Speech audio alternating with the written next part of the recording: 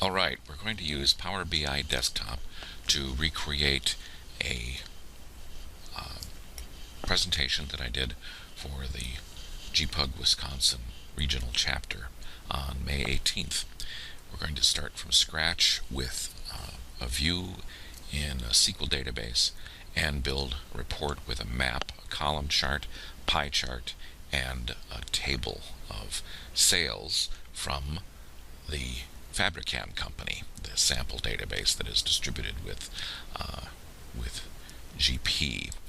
Going to get the data from SQL Server, and I just have to fill in the items so it knows where to find it.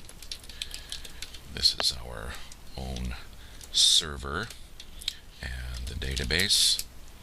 Alright, goes out and looks for the database, and it finds all of the tables and views and displays them all. As you know, there's a whole bunch.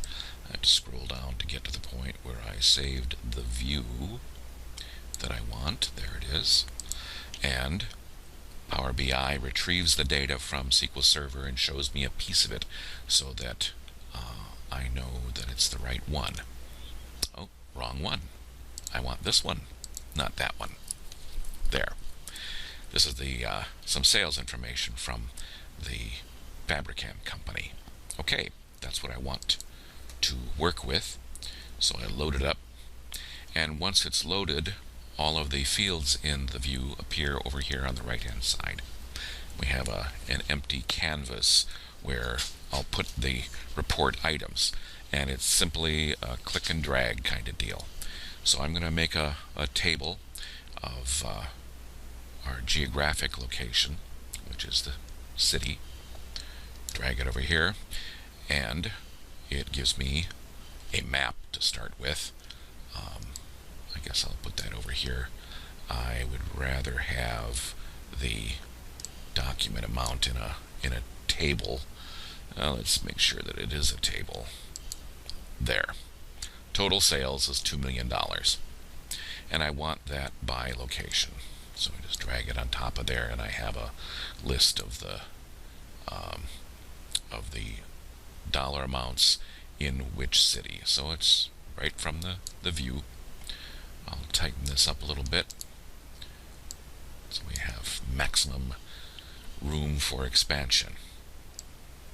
Okay, now I want to make a chart by salesperson. Drag that over here, and here it gives me a list by default because I've still got the table type selected here. I'm going to select a column chart, that kind of column chart. Okay, by salesperson and document amount. Poof, there it is. All of the sales by salesperson.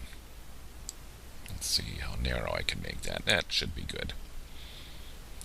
Then one more thing I'll do is to make a pie chart based on the type of document that we have in the system. We've got back orders, invoices, orders, quotes, etc. Again, that's a list. The default here is the table, and I want this to be a pie chart. Okay, there's no data there yet.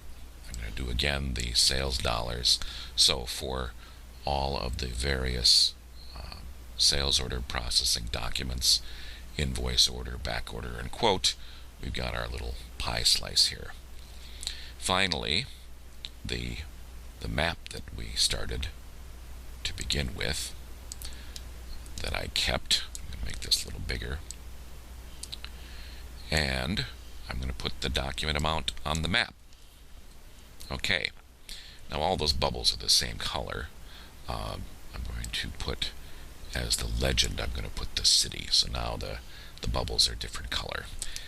Okay, now that didn't take very long. Once I had the data, the field list over here, just clicking and dragging, I did a couple of drags to get this list, and I selected the type.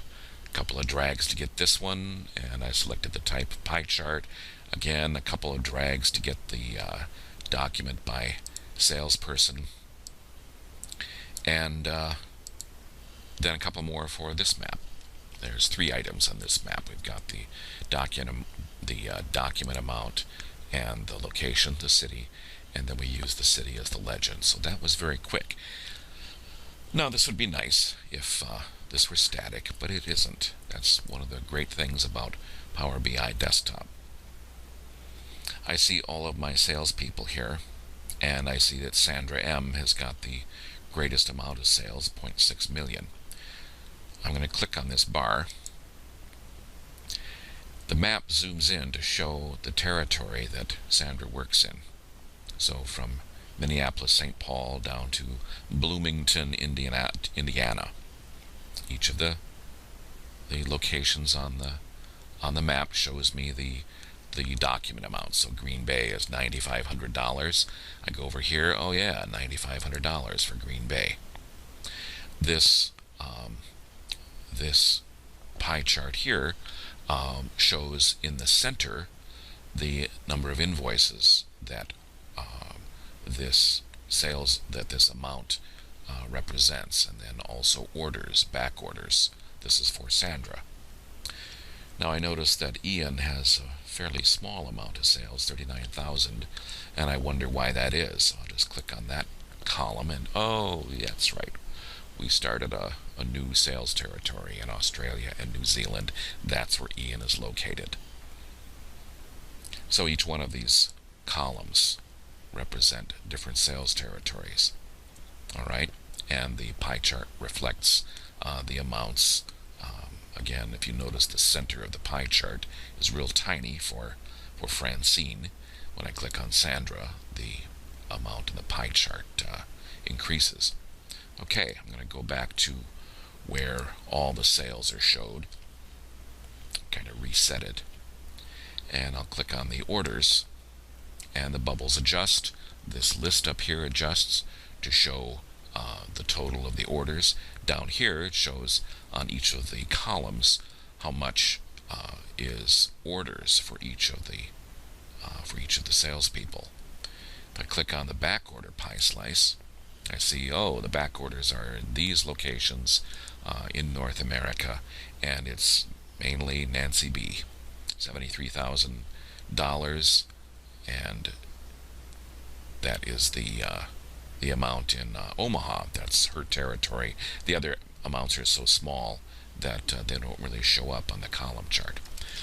But that's one of the main abilities of Power BI, is to have live interactive charts and maps and tables in a Power BI report.